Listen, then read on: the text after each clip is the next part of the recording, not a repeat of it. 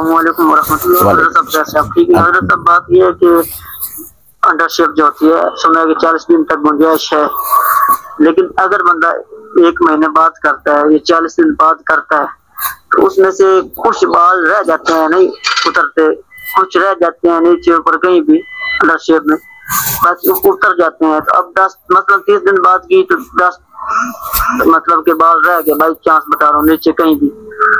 اب نیکسٹ 30 دن بعد کی جو بال رہ گئے تھے وہ تو 7 دن کے ہو گئے، تو کیا اس طرح سے ہو جانا کیا مطلب نہیں کوئی؟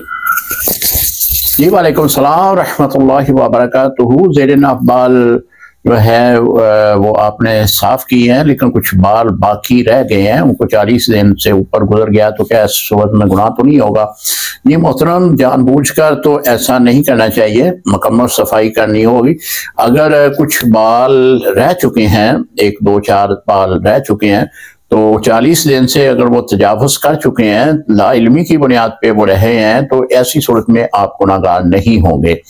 اگر آپ کو اس کے بارے میں معلوم ہے تو پھر اس کی صفائی کرنا بھی ضروری ہوگی۔ لہذا اگر لا علمی کی بنیاد پر کچھ بال کا سلسلہ باقی رہا ہے، وہ آپ کو بھی اس کے بارے میں معلوم نہیں ہے، تو اس پر آپ گناہگار نہیں ہوں گے۔ السلام علیکم ورحمۃ اللہ وبرکاتہ۔